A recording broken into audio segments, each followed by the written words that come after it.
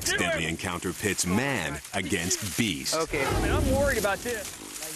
Herpetologist Brady Barr is about to meet a legendary snake, a giant python that has been stalking a town in northern India. This silent hunter strikes without warning or fear, devouring animals as big as children. So he saw a python actually attack a small cow, a calf, and kill it. The townspeople want Brady to catch the snake and take it away. Brady's faced off with fearsome animals before. Wow! This may be the biggest one we've ever captured.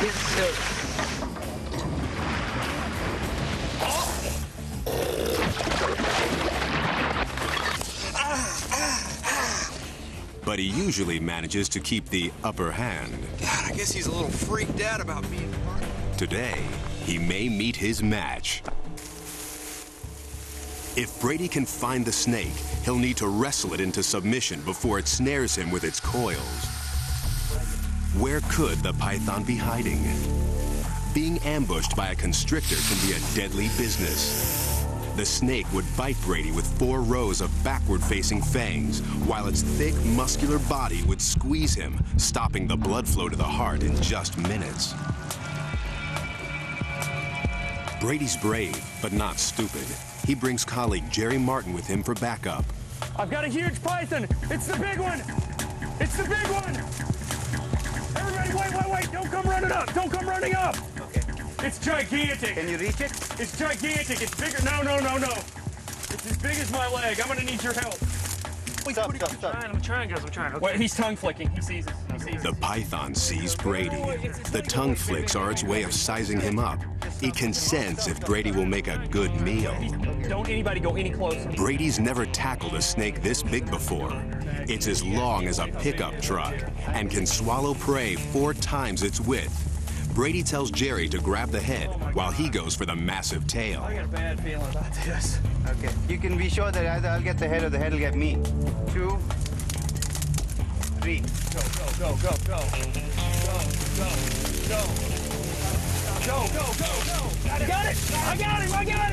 I got him. I can't hardly hang on. You got him? I got the head. You sure? Yeah. Hang on to him. But this snake's got moves even the pros can't handle. Hang on to him. Yeah, I got him. Ah! It goes after Jerry first. Oh my gosh, watch out, don't let him bite your face. Don't let him bite your face. Don't be in the fun. Then it tries for Brady. Don't let go of that head. I'm afraid of that head. Okay. All right, man, he's around my neck. The python squeezes Brady's body with a vice-like grip. You want to get that away from your neck? Yeah, I know. His lungs gasp for air. The crew's stunned. They didn't expect Brady's encounter with the snake to go like this. The python shifts its grip. In an amazing moment, Brady pushes back and regains control. Man. This is the biggest snake I have ever seen. I know. Oh, I found him, baby! You laugh now. Just a few minutes more, and Brady could have been a goner.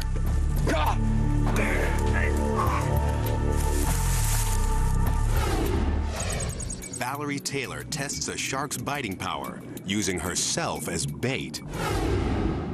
That's the noise you hear. And you really think it's getting into you because of that terrible noise, but it doesn't. Filmmaker Valerie Taylor is about to offer herself up as a meal to a band of hungry blue sharks off the coast of California. Why? She's trying out this chain metal suit. It will weigh her down in the water, but if it works, it will protect her from a shark's powerful bite. With several rows of razor-sharp teeth and jaws that close like a steel trap, the blue shark is one of the few species known to attack humans.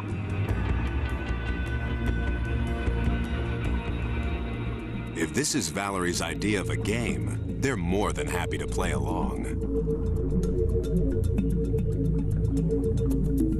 Valerie lures her subject with bloody chum. A frisky blue shark lunges at the easy meal. At first, the experiment appears to work. The suit is protecting her skin, but Valerie's overlooked something. Even if this one can't chew her to death, that doesn't mean he'll stop trying.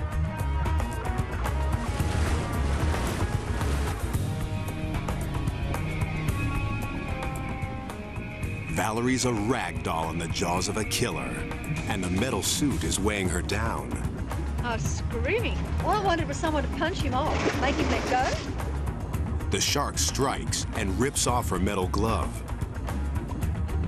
Then he turns back for more. Valerie makes a dash for the water surface. As she gathers her strength, the crew guards against another attack. Got your hand, Valerie? Got your hand, all right? The thing that happened was, he got the glove off somehow. He just ripped it off. And this naked hand was in his mouth. So I put that hand in so that he couldn't crunch down on it. I did it just like that, but you can see why he got the thumb. It was sticking up. Oh, boy. Well, the only way you learn these things, isn't it? Is by trial and error. Yeah. That was an error. An error she won't quickly forget. But Valerie's close call isn't as terrifying as our next deadly encounter.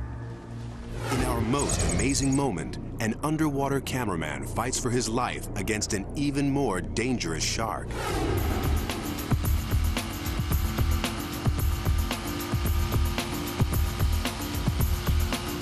In the waters of Mexico, a National Geographic team of scientists tries out an innovative device. To get a closer look at the lives of sharks, these scientists hope to attach a remote camera called Critter Cam to the shark's body. It's a great idea. Once Critter Cam is on the shark, he'll be his own cameraman, taking footage of his life. But to get Critter Cam on the shark, the scientists will have to wrestle a beast with killer instincts.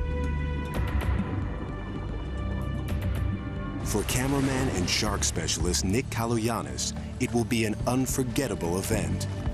By chance, the scientists haven't caught just any shark, but a bull shark, one of the most notorious hunters in the sea. Hundreds of pounds of lean muscle and rows of serrated teeth make this beast a dangerous creature to aggravate. The team's strategy? 1, attach the camera. 2, move to safety. 3, let the shark free. But the shark has other plans.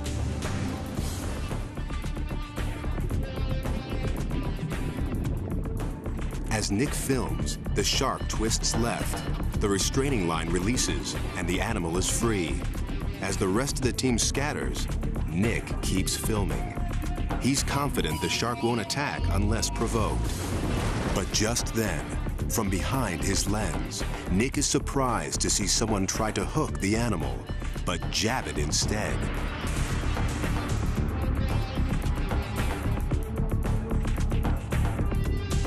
Before he can move, the bull shark turns and comes straight for him. Footage reclaimed from Nick's camera showed these chaotic images. The shark bites Nick's leg. Dagger teeth crunch down from ankle to thigh. The camera falls, spinning down to the sand. The shark continues to attack, ripping flesh from Nick's hand. Another diver shouts for help. Shocked, the team realizes Nick is under attack.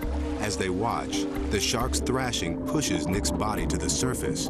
Incredibly, he's still alive. Come to the surface, and the shark's still on me, and I'm getting tired at this point. I'm losing a lot of blood. The crew rush to save him. While the fishermen grab the shark, teammates pull Nick aboard. Get Nick in this boat. This boat goes back to shore right away. They didn't expect this. Hey, help here, come on. pressure on these points now. All here. Salvaged film shows them quickly improvise. They use a wood plank as a stretcher. I could see that I had some major problems. I could see right down to the bone. My leg, hand, everything was split open. Ligaments were torn up. And I just felt like I'm going to need some really good medical attention. Nick's rushed to a hospital. After 7 operations and months of physical therapy, he makes a full recovery. He credits his camera with saving his life. You can see when the shark got finished with the camera. I mean, this is almost bulletproof material. It's 3/8 of an inch thick, marine-grade aluminum. And these are some of the scratches that the shark made on the outside of the housing. Ever since, I have never complained about housings, camera housings being too big. They can't be big enough sometimes. Incredibly, before the year is out, Nick is back in the water, filming sharks. He says he's more wary of human mistakes than an animal he knows and respects. I have no inordinate fears of sharks. I just have much greater caution to my fellow humans. This shark was provoked, plain and simple.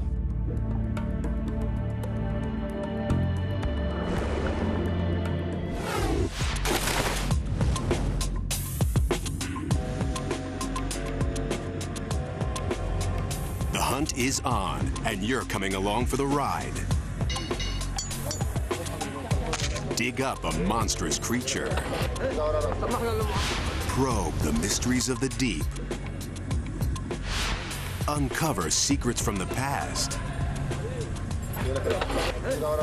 We're about to take you on an incredible journey in search of National Geographic's most amazing discoveries. The quest begins in the shadows of an ancient kingdom with a discovery to rival the tomb of King Tut.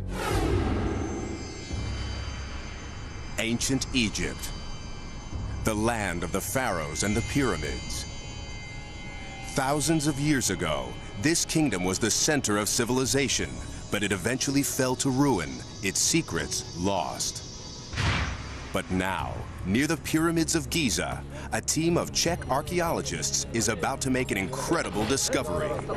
A sealed tomb almost 100 feet underground.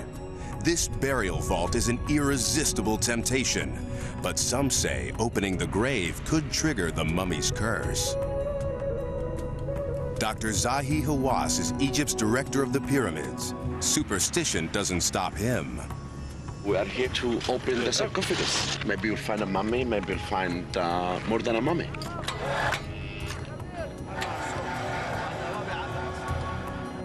But whoever lies here doesn't want visitors.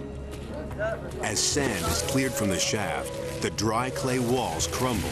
They could collapse at any moment. There's already been one cave-in. Could it be the curse is coming true? As the grave's outer cover slides back, the lights flicker ominously.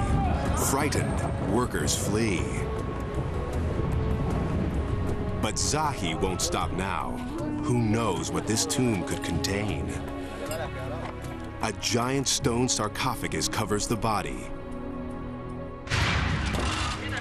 This is unique because of one thing. This is intact. It was not opened since 2,500 years ago. It happens very rare in our history. Zahi's just dying to look inside. For the first time in 2,500 years, a mummy reappears under intricate beadwork. The burial shroud's in excellent condition, but the discovery's about to get even better. On the walls of the tomb, well-preserved hieroglyphs tell the story of the mummy's life. His name was Yufa, and he was a powerful man, a priest and palace administrator in the waning days of Egypt's glory.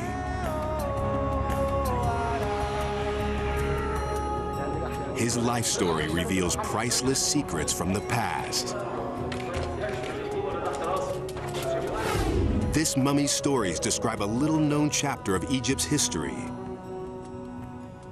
The desert sands hold many secrets. Up next, we're on the hunt for an ancient killer, a giant reptile that stalked the Earth years ago. Dinosaur hunting can be a dangerous business. Few know it better, or are better at it, than paleontologist Paul Sereno. Hold on to your seats. By age 43, Paul's already discovered 4 new kinds of dinosaurs. No mission is too tough for this guy. He ventures farther into the danger zone than most scientists dare to go. 3 of those months are going to be spent in 100-degree weather, in dust storms and windstorms, and digging until your nails are worn off.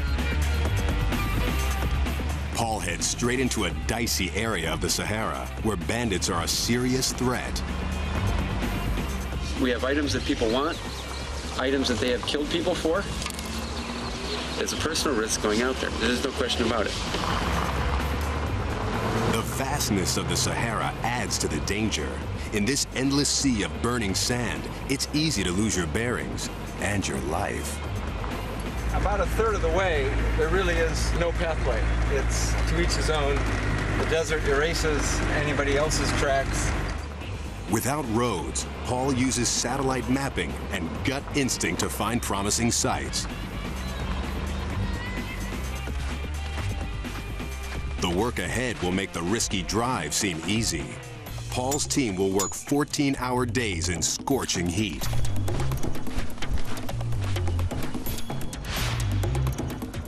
If you come walking out of here in 2.5 months and you say, that is not the hardest thing that I have done in my life mentally and physically, then you haven't tried hard enough.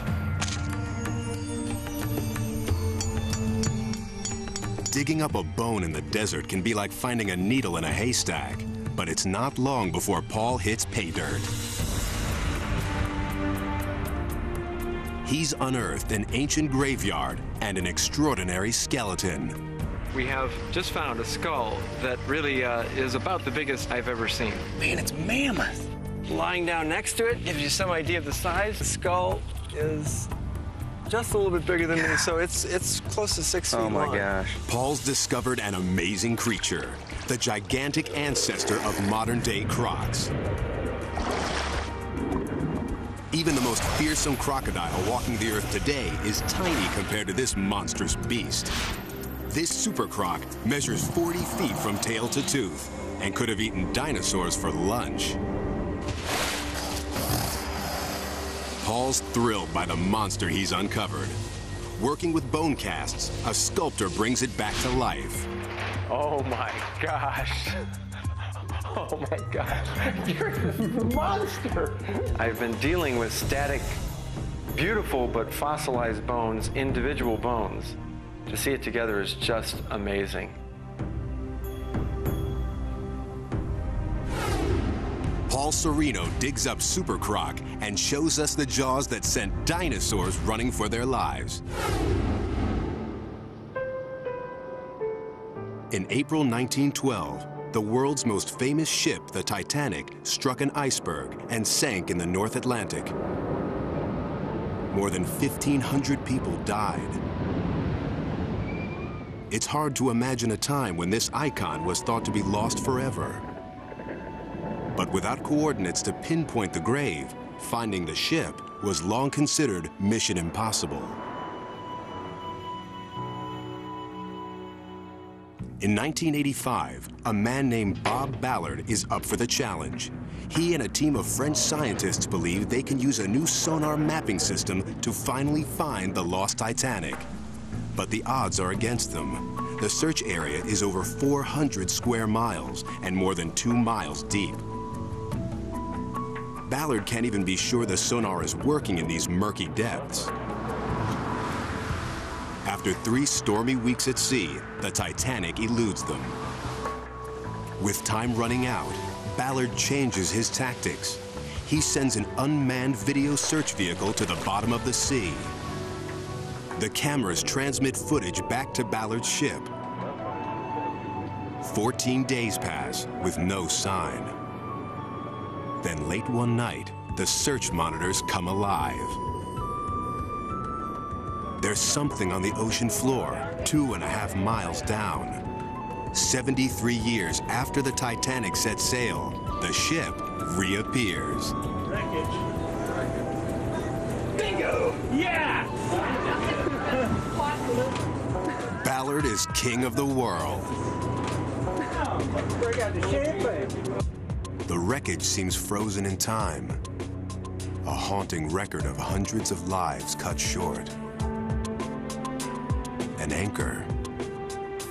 A deck chair. A man's boots.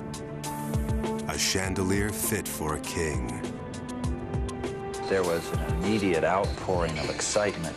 And then the whole force of actually being at the very spot where this tragedy had taken place, seeing the ship, it was everyone just crashed. Emotionally, everyone just went down the big trough. And we had a simple, quiet service on the fantail. We felt better. And it was that time I realized that I was deeply affected by it. Ballard's pursuit of an impossible dream has brought the Titanic back to life and shown us ghostly images of an underwater grave. Danger comes in many forms. Daring adventure, deadly professions, heroic assignments.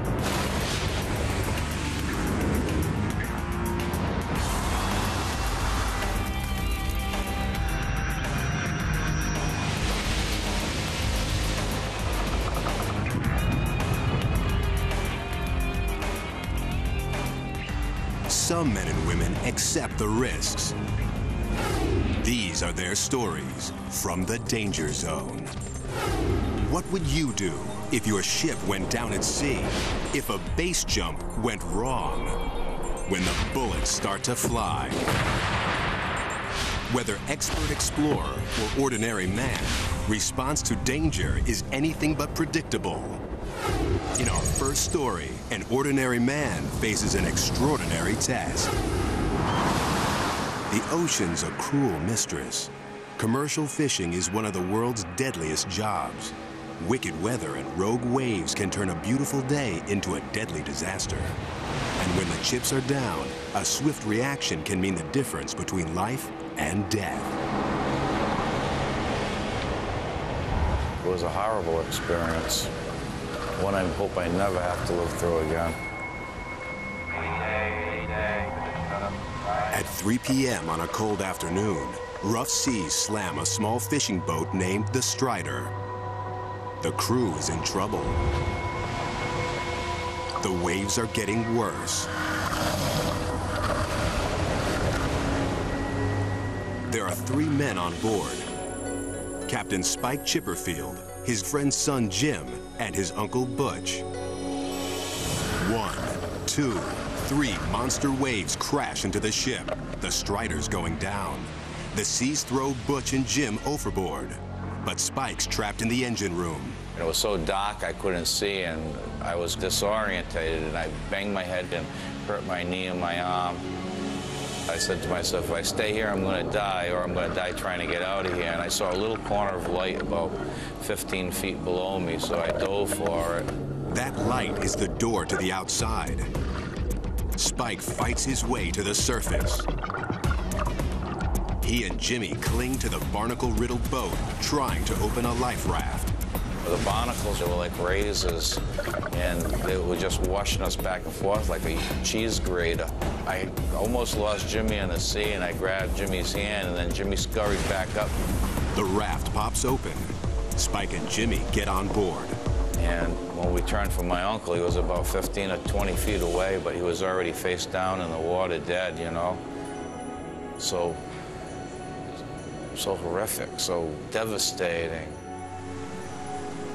Spike's lost one loved one. He'll have to fight not to lose young Jimmy. He's only 15 years old. These cold seas will cause hypothermia, and Spike's blood could draw sharks. Hundreds of fishermen are lost at sea each year, but Spike won't give up. Just then, a helicopter appears. The Coast Guards heard their Mayday call. A camera on the craft captures an incredible shot of a man and a boy struggling to beat the odds. But the danger's not over. The helicopter's rotors generate hurricane-force winds. They could actually blow you right off that raft. If the pilots aren't careful, the sea will become an angry whirlpool, tipping the raft and drowning the men. The helicopter backs away and drops a rescue swimmer in the angry seas. They're streaked with boat fuel and blood. His life is just as much danger as mine when he's in that water. I mean, anything could happen. Spike puts Jimmy's life ahead of his own. Although he's badly injured, he tells the swimmer to take the boy first.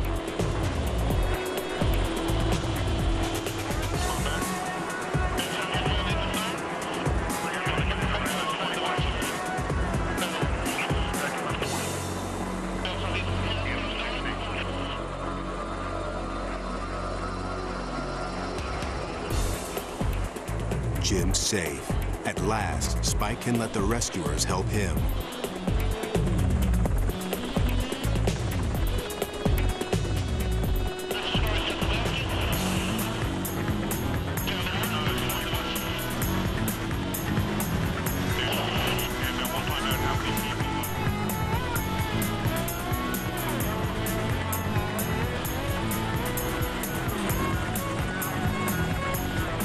Spike can't believe the ordeal is over. I mean, it's just, I haven't really found the word to describe that feeling. It's a gut-wrenching, heart-stopping, mind-boggling experience that it just sends you like through a spin cycle. Despite terrible trauma, Spike's managed to beat death, saving his own life and Jimmy's. You know, the youngest is always the one you worry about, and I wasn't going to go home without Jimmy. And that's what family's about, and that's what it's about when you love someone. The mortal danger faced by fishermen is well known by adventurer Sebastian Junger, author of The Perfect Storm. Now, after writing about the risks taken by others, Sebastian's decided to tackle a story to test himself. Fall 2000. A civil war rages in northern Afghanistan. Guerrilla fighters battle for freedom against the oppressive Taliban regime. No, because it'll soak up the blood. This war is fought in a remote and unforgiving land. Okay. Not even foreign reporters are safe. Right straight through, huh? Journalists willing to risk their lives must sneak onto the battlefield. To cross rebel lines undetected, Sebastian Junger flies in the dead of night. Sebastian's determined to report on the men trying to topple the Taliban, but that's only part of his mission. He's seeking out danger as a personal test. I wanted to know how I was going to do. Okay, once I come out of this, I really can call myself a journalist. To succeed, Sebastian must do more than write about the victims of a vicious war. He must go to where these men were wounded and document the horror of the front lines.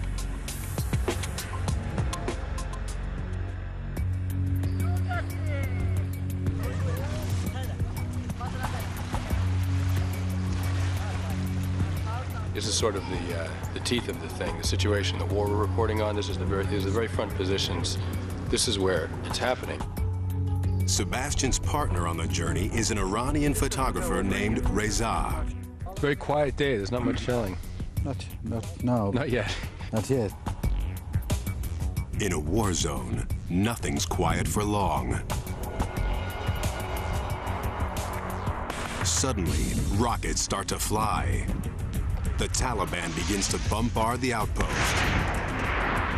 Each shell delivers a blast of shrapnel, and on this hillside, the only protection is dirt. A man tells Sebastian where to run for cover. He sprints to the rebel bunkers, but the shells are zeroing in on the target. Fighters shove Sebastian into a foxhole. The rebels fire back. Get down! But their scattered machine gun fire does little to stem the Taliban's attack.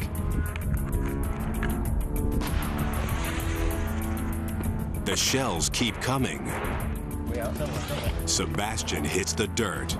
I suddenly realized in that moment that I'd never been scared before. I'd never really been scared before. This was fear, and it was just blindingly terrifying. This rocket misses. Went over us. Went past us at the other side. But another one can't be far off.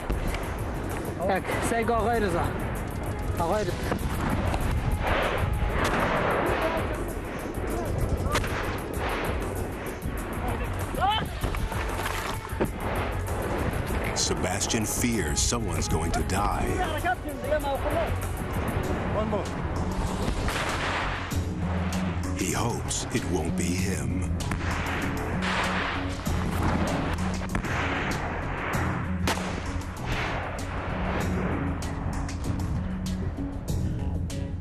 I realized, sort of cowering in this trench, the idea of testing yourself is an idea that you have when you're back home.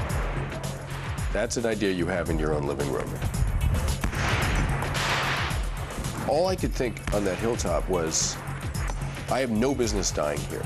Sebastian's not the only one worried for his safety. These rebel fighters don't need a dead American on their hands. A commander orders him off the hill. What he said? He said, get off there.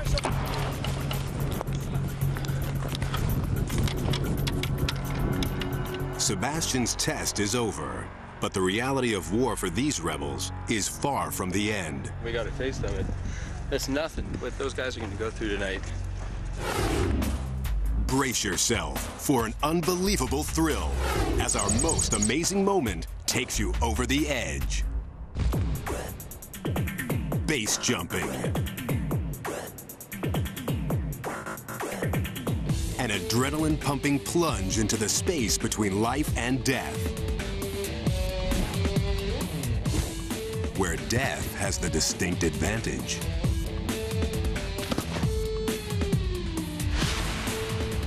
Australian Nick Federis thrives on that kind of danger.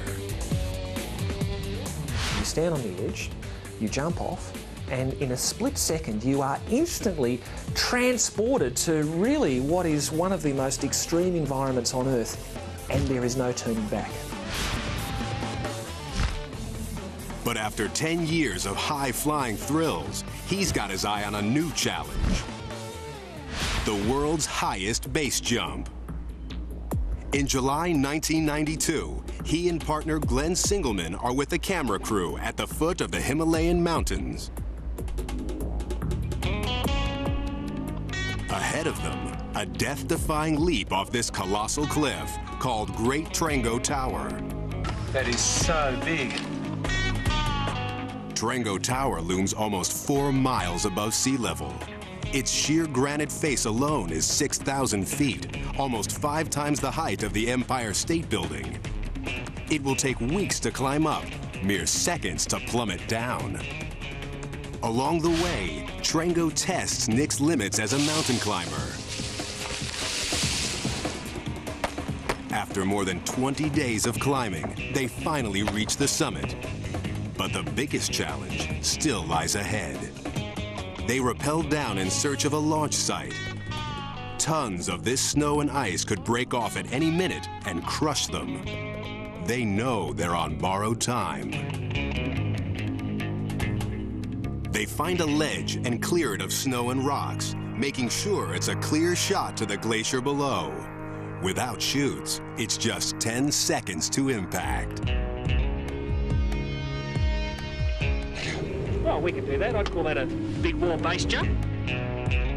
Nick and Glenn strap on their gear and come face to face with the edge of the world. Nick has 15 pounds of camera equipment built into his helmet. Cameras strapped to his chest and leg will also capture their attempt at the world's highest base jump.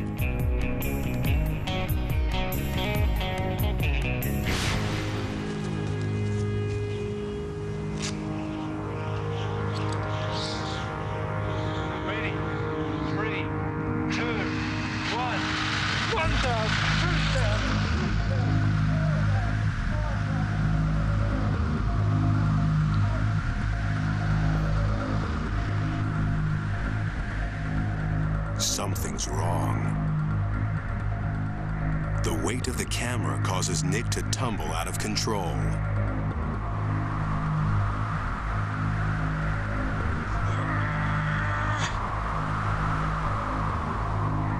His body needs to be flat and level. Otherwise, even if he deploys his chute, it won't inflate. He is 4 seconds from impact, traveling at 180 miles an hour. It's his last chance.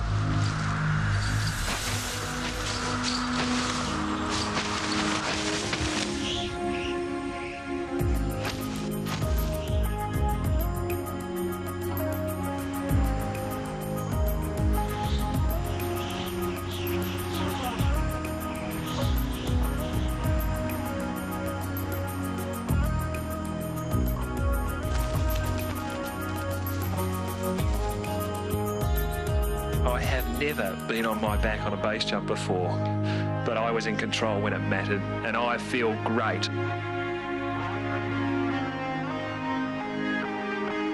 All I could think is that life is sweet, so sweet.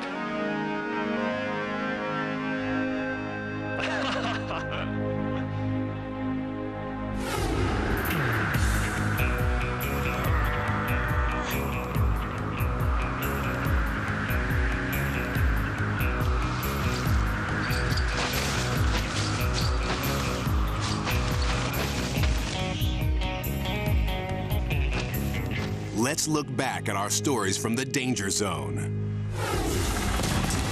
These brushes with death remind us of the thrill of being alive.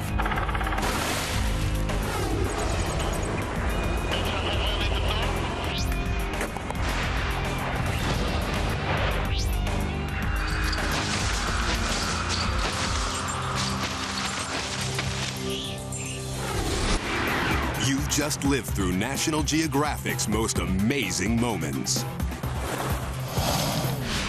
Unexpected killers on the prowl.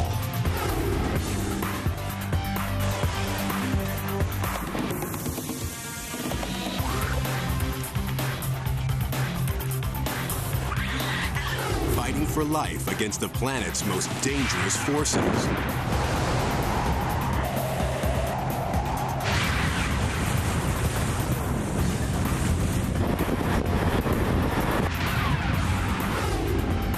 Deadly encounters with ferocious beasts.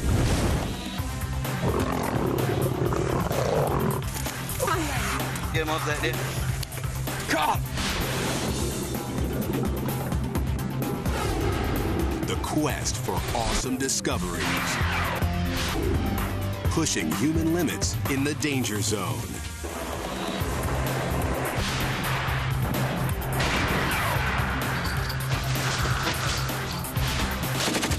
Truly amazing.